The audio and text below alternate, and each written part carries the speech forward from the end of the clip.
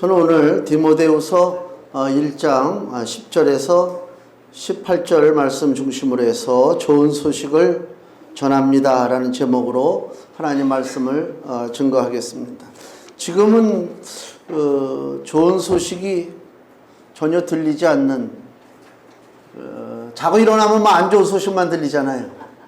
이거 스트레스 보통 받는 게 아닌데, 모든 지금 이게 국가 사회 전반에 걸쳐서 신난다 뭐 하다못해 내가 응원하는 야구팀조차도 요새 성적이 안 좋으니까 좀 그래요.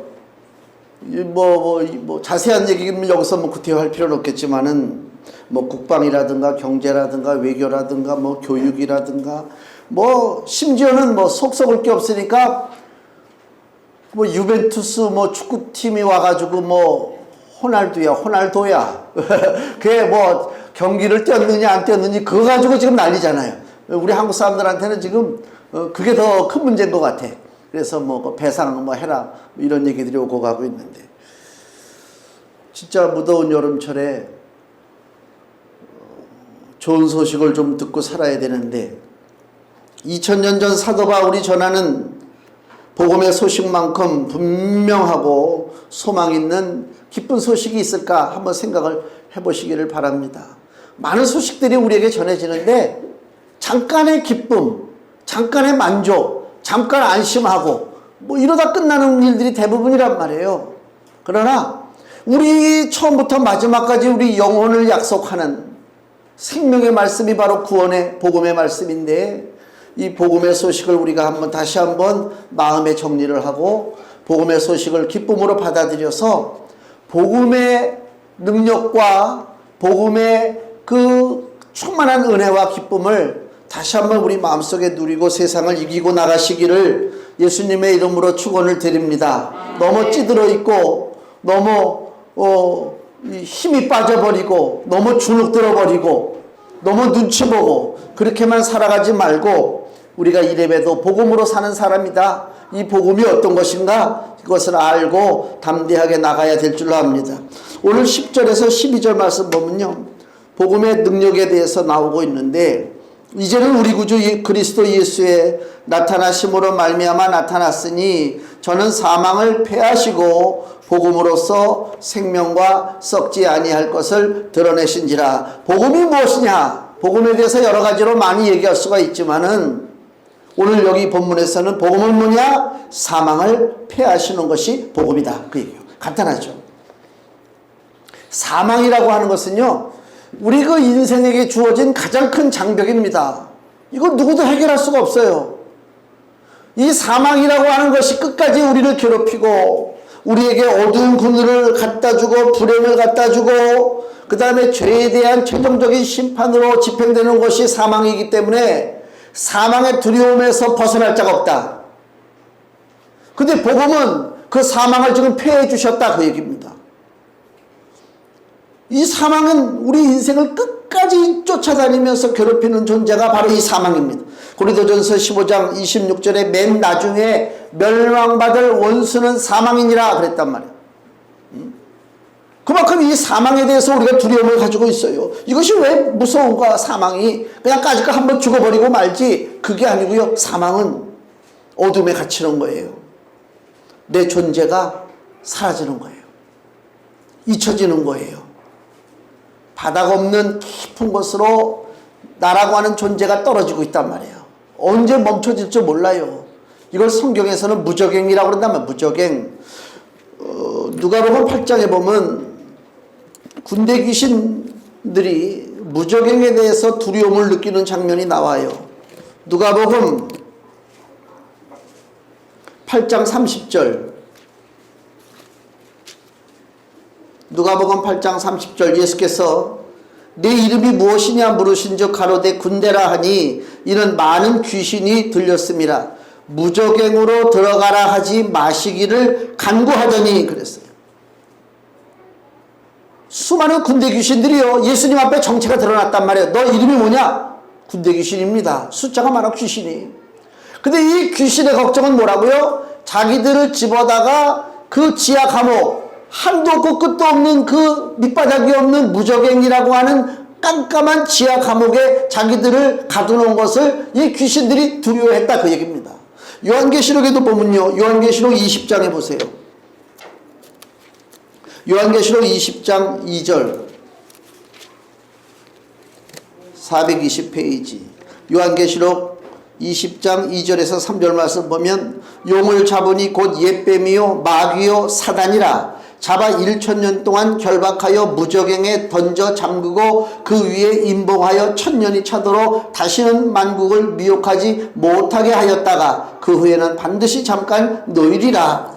무적행은 사단의 세력, 귀신의 세력들이 묶여있는 곳이 무적행이란 말이에요.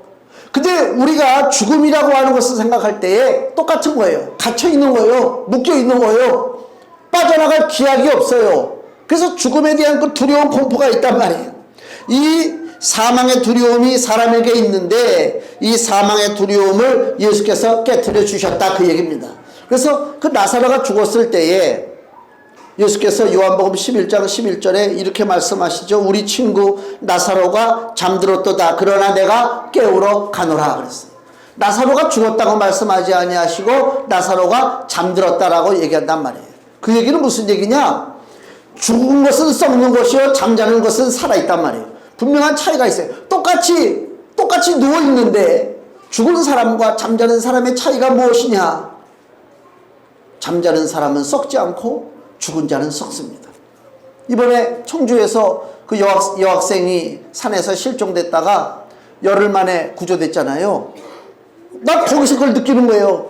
저는 죽은 줄 알았어요. 야, 어떻게 자기네 동네에서 산에서 내려가는데 열흘 동안 발견하지 못할까? 이거는 좀 불행한 일이지만 좀 그렇다 이렇게 생각을 했었는데 어저께 뉴스 보니까 살아났잖아요.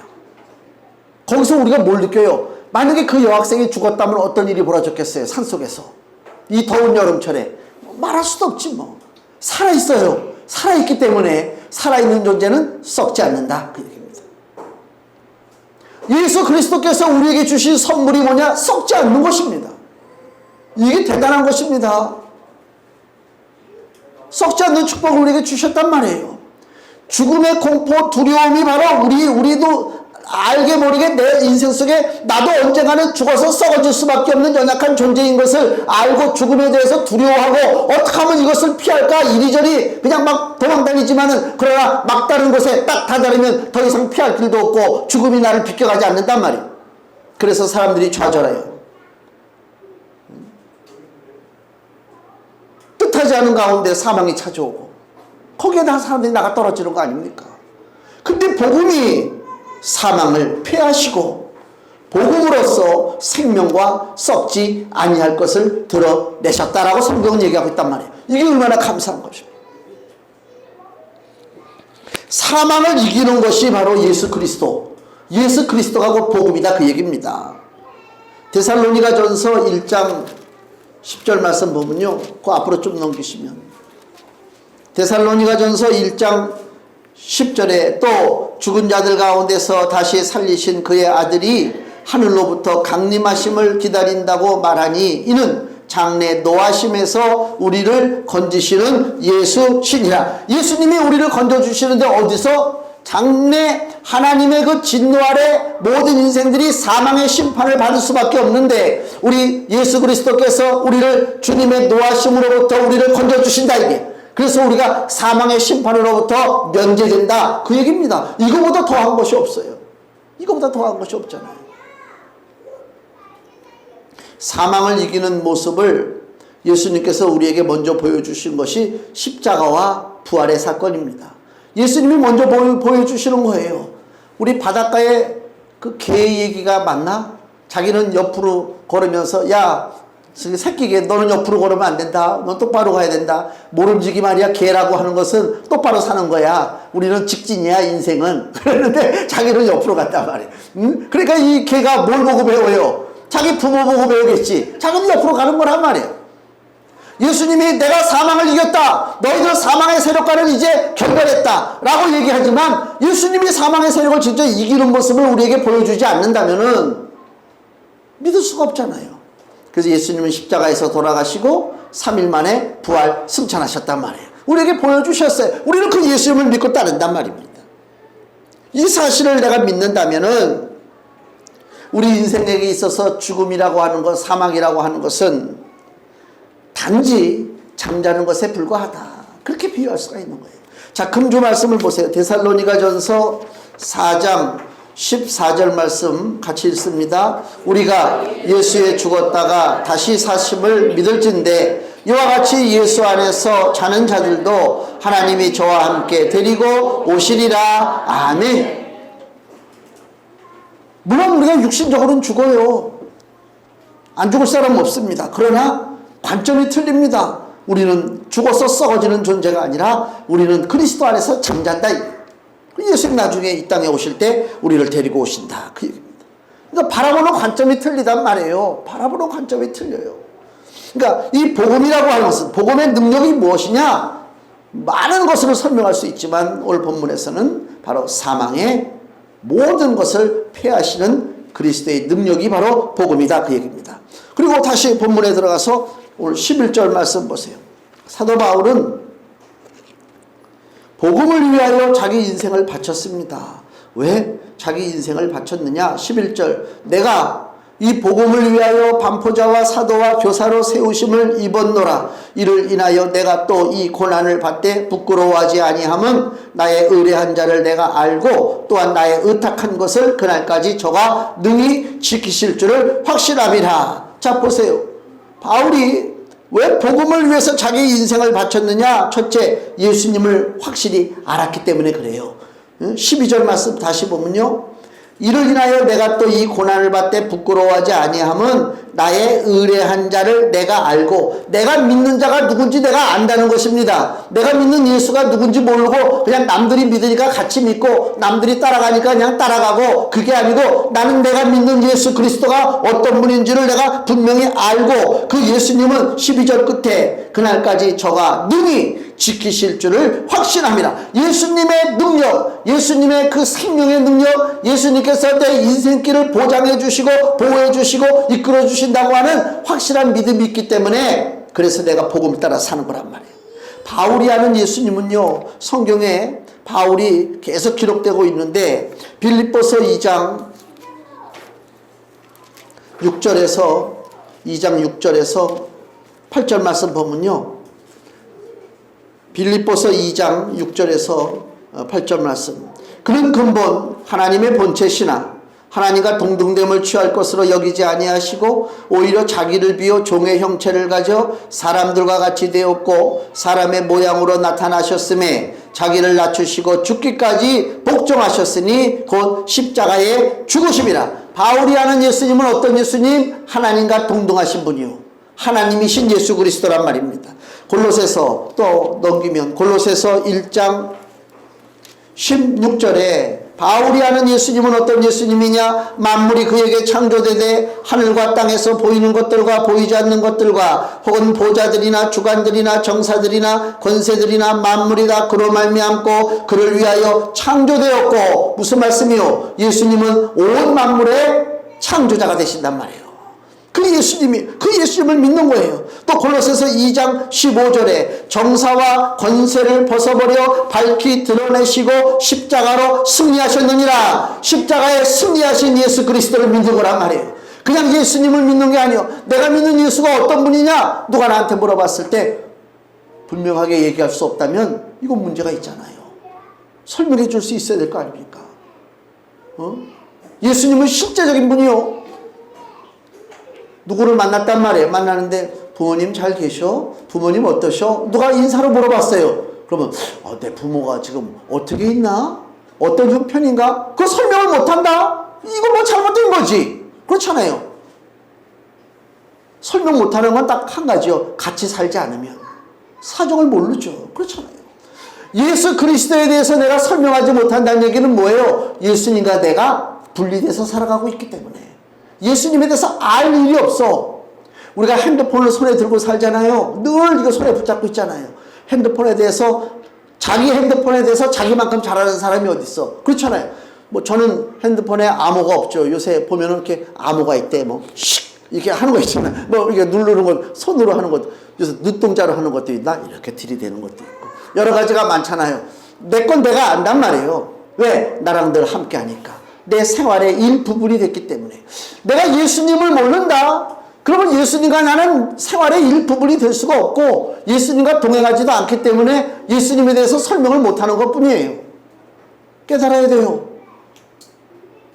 누가 나에게 야 예수가 뭐야? 너 믿는 예수가 누구야? 라고 얘기할 때 예수님은 이런 분이야. 구주가 되시고 창조주가 되시고 죽음을 이기시고 나를 건져주신 그 위대하신 하나님의 아들이라고 하는 사실을 분명히 얘기하지 못한다면 이건 믿음에 심각한 문제가 있지 않느냐. 바울은 자기가 믿는 예수가 어떤 분인지 알았기 때문에 그 예수를 통해서 우리에게 전해진 복음을 위해서 자기 목숨을 바쳤단 말이에요. 자기 생명을 걸고 인생을 바쳤다는 것입니다. 그만한 가치가 있는 것입니다. 주 예수는 변함없이 한결같아요. 우리 인생들은요 변덕이 죽을 듯 한다고 그러잖아요. 아침 저녁으로 사람이 바뀌고 그렇잖아요. 예수님은 변덕이 없어요. 디모데후서 2장 13절 우리는 미쁨이 없을지라도 우리는 진실함이 없을지라도 주는 일향 늘 한결같이 미쁘시니 자기를 부인하실 수 없으시리라 그랬습니다. 진실하신 주 예수께서 우리에게 주실 상급을 바울이 확실히 믿기 때문에 그 삶을 주님 앞에 드리는 거예요. 디모데후서 4장 8절에 이제 후로는 나를 위하여 의의 면류관이 예비되었으므로 주 곧 의로우신 재판장이 그날에 내게 주실 것이니 내게만 아니라 주의 나타나심을 사모하는 모든 자에게니라. 주님은 진실하시기 때문에 주의 약속은 변치 않습니다. 그 예수님으로부터 내가 마지막에 상급받는다고 하는 믿음이 있기 때문에 나는 예수님이 나에게 명령하신 것을 내가 순종하고 따라갈 수가 있다. 즉 복음의 능력은 내가 처한 환경, 내가 겪고 있는 어려움, 나의 연약함, 나의 어리석음, 나의 모자란 거 여기에 전혀 영향을 받지 않습니다. 전혀 영향을 받지 않습니다. 그 중학생이 산꼭대기에서 구원받았잖아요. 구원받았는데 자기 능력으로 구원받았습니까? 심지어 사람조차도 사람이 사람을 구원하는데도 구원받는 당사자 입장에서 내 능력으로 구원받는 게 아닙니다. 나는 그냥 넘어져 있는 거예요. 그대로 놔두면 이제 죽을 수밖에 없는 인생인데 구조대들이 왔잖아요. 마찬가지로 우리 인생에 그냥 내버려두면 다 우리는 산꼭대기에서 말라 죽는 인생밖에 될 수가 없어요. 또 아니면 에스골의 골짜기에 마른 뼈다귀 같이 아무 존재의 느낌도 없이 능력도 없고 생명도 없고 호흡도 없고 그냥 말라 죽어가는 뼈에 불과하지만은 우리의 구조 대신 예수 그리스도께서 이 땅에 오셨단 말이에요. 그래서 우리를 건져주셨다는 거예요. 얼마나 감사해요. 그러니까 다시 한번 돌이켜보건대 내가 비록 모자라는 것이 많아요. 지식도 짧아요. 주머니에 돈도 없어요. 뭐 하나 배경이 든든하지도 못해요. 그래도 나를 바라보는 것이 아니라 누구요? 나를 구하시는 예수 그리스도를 바라보고 살라 그 얘기입니다. 그 인생이 승리하는 인생이란 말이에요. 어리석은 인생은 자기만 바라보고 자기만 바라보다가 결국 낙심하고 죽는단 말이에요. 베드로가 감옥에서 잠자다가 구원받았죠. 요나가 물고기 뱃속에 있다가 구원받았잖아요. 그 구원받은 것이 자기 능력이 아니란 말이에요.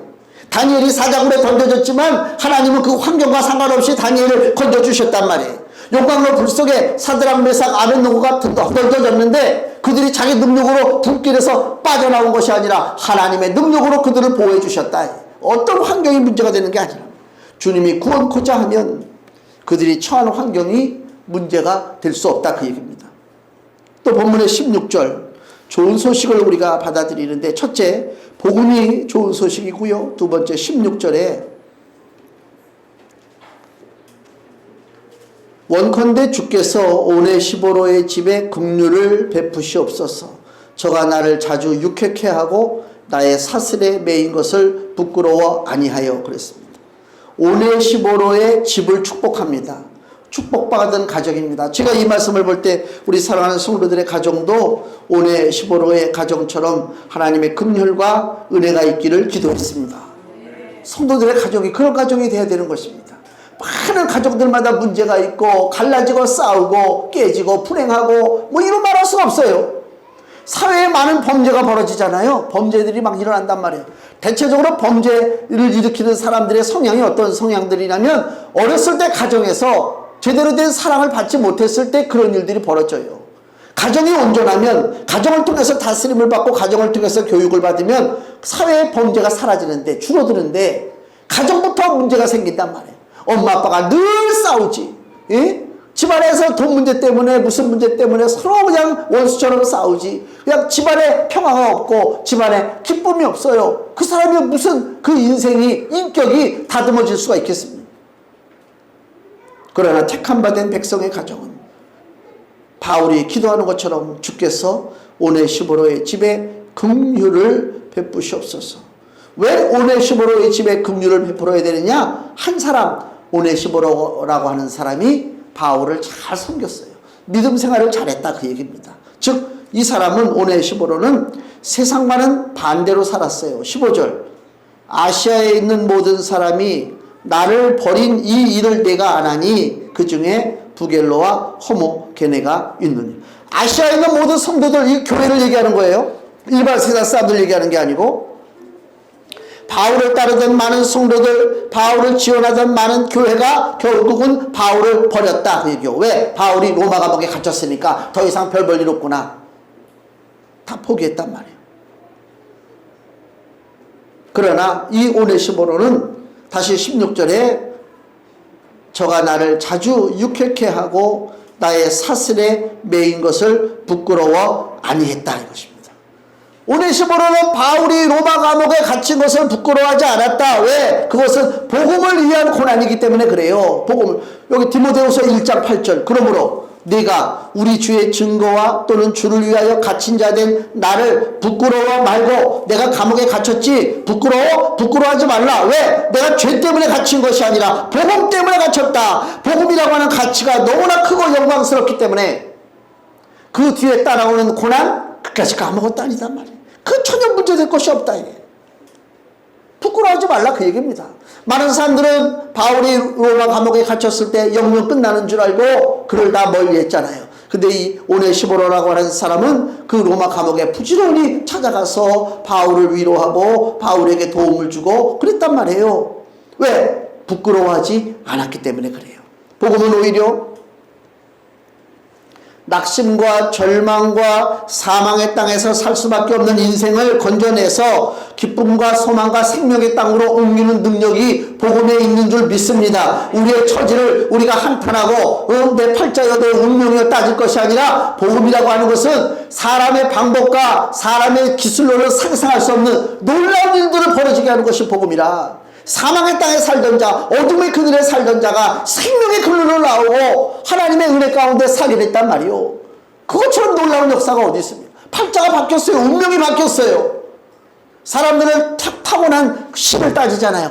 몇 시에 태어났는가, 어떤 날인가, 그걸 따지잖아요. 우리 전혀 상관없다. 전혀 상관없다. 왜? 내 운명은 이미 바뀌었다. 흑암의 권세에서 사랑의 아들의 나라로 내가 옮겨졌다 그 얘기입니다.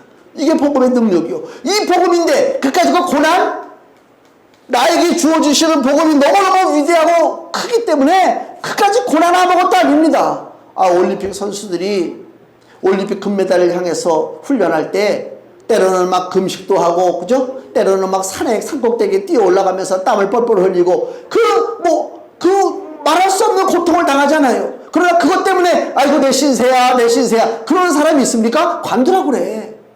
국가대표 못해서 지금 난리인데, 금메달을 향해서 내가 비록 땀을 뻘뻘 흘리고 밥도 제대로 먹지 못하고 내가 하고 싶은 일 마음대로 하지 못한다 하더라도 그것은 고난이라고 생각 안 한단 말이에요. 영광을 위해서 달려나가는 길이란 말이에요.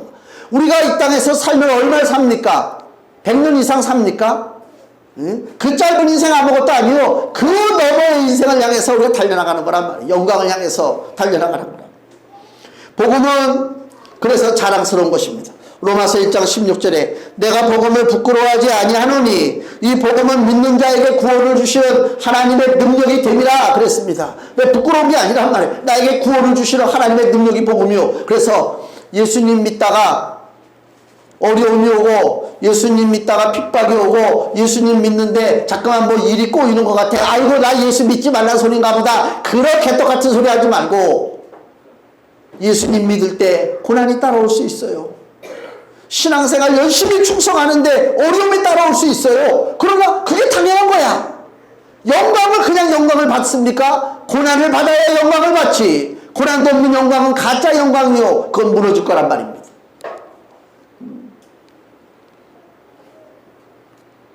복음은 우리에게 능력으로 다가옵니다. 내가 복음 안에서 믿음 생활 바르게 하면 나를 통해서 누가 구원받아요? 내 가정까지 하나님의 은혜, 긍휼하신 은혜가 찾아올 줄로 믿습니다. 또 하나 18절에 마지막에 보면 원컨대 주께서 저로 하여금 그날에 주의 긍휼을 얻게 하여 주옵소서. 여기 16절은 가정을 위한 축복의 기도고요. 18절은 개인을 위한 축복의 기도인데 그날에 주의 긍휼을 얻게 해달래요. 그날은 언제요? 예수 그리스도 이 땅에 오시는 날, 재림의 날, 심판의 날입니다. 현세의 복뿐만이 아니고 지금 세상에서 사는 복뿐만이 아니라 내세의 복을 받아야 된다, 그 얘기입니다. 진짜 복은요, 끊임이 없어야 돼요. 끊임이 없어야 돼요. 사막의 길을 걸어가고 있는데 주머니 속에 코카콜라가 한 병 들어있었다 이게야. 예? 그래서 이거 뜨거워지기 전에, 사막 열기에 뜨거워지기 전에 내가 콜라를 한 병 신나게 마셔봐야 되지 않느냐 하고 벅벅벅 마셨다 이거지. 예? 그걸 축복인 줄 알았는데 조금 있다 보니까 갈증이 더 심하고 이제 없어요. 걸어가야 할 길은 많은데. 그게 인생이요. 사막에서 콜라 마시는 게 인생이라니까. 그 순간만 좋은 거예요. 아무것도 없어요. 인생은요 그게 아니에요. 조선시대에 한명회라고 하는 사람 있잖아요. 단종 복위 운동을 일으킬 때 세조편에 서가지고 그 단종 복위 운동을 일으키는 사람들을 다 잡아다 죽인 사람이 한명회란 말이에요. 내가 어떻게 보면 간신이지. 근데 줄을 잘 서가지고 승승장구해서 자기 딸들을 다 왕에게 시집 보내. 그래서 왕들이 성종, 예종 이런 사람들이 다 자기 사위야. 이 부귀 영화를 누렸어요. 그리고 잘 살고 저기 압구정, 그게 그 한명의 호잖아요. 압구정이라고 하는 동네가. 그만큼 잘 살았단 말이에요. 그리고 저 죽었어요. 성종 때. 근데 성종의 아들 연산군 때 무슨 사건이 드러났냐면 연산군 어머니가 있잖아요. 패비윤 씨.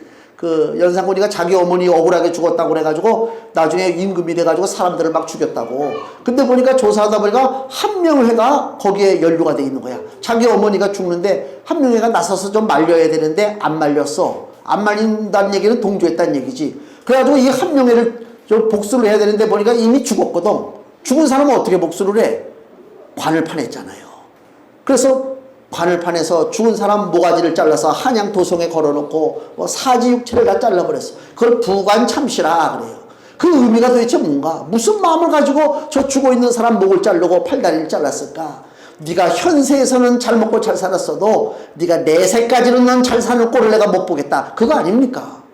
이 인간의 복이라고 하는 것은 그냥 이 땅에서 그냥 뭐 60년, 70년, 80년 잘 살다가 그냥 죽으면 끝나지. 그게 복이 아니요. 영원한 복을 누려야 될 거 아닙니까? 인생은요, 전반전이 있고 후반전이 있어요. 전반전은요, 우리가 살아가는 이 땅의 삶이 전반전이요. 전반전을 잘 폈단 말이야. 그리고 우리가 이제 이 땅의 삶이 이제 우리 육신의 집이 무너지고, 그 다음에 후반전이 시작되는 거야, 그때부터.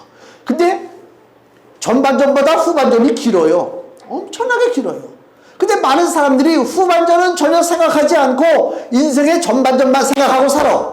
그냥 먹든지 마시든지 그냥 이것만 갖고 그냥 남을 위해 내가 승리하려면 남을 짓밟고 일어나고 그냥 거짓도 하고 겉모술수로 행하고 이러고 산단 말이에요. 근데 나중에 눈을 떠보니까 아이고, 인생이 전반전으로 끝나는 것이 아니라 인생의 후반전이 있구나, 이걸 깨닫게 된단 말이에요. 지금 바울이 18절에 원컨대 주께서 저로 하여금 그날에 주의 긍휼을 얻게 하여 주옵소서라고 하는 기도는 바로 오네시모로의 후반전 인생을 위해서도 축복을 빌고 있다. 그 얘기입니다. 인생이라는 건 그거예요. 끝까지 잘 살아야 돼요. 잠깐만 잘 살다 망하는 건 소용없어요. 한 100년 잘 살다 망하겠어요? 아니요. 나는 비록 100년을 좀 고생하고 살더라도 나머지 수없는 영생의 삶을, 인생의 후반전을 예수 그리스도와 동행하면서 복된 삶을 살기를 저는 원합니다. 지혜로운 자가 되어서 복음의 능력을 믿고 끝까지 충성하고 헌신할 때 내 인생의 복이 오고 내 가정에 복이 옵니다.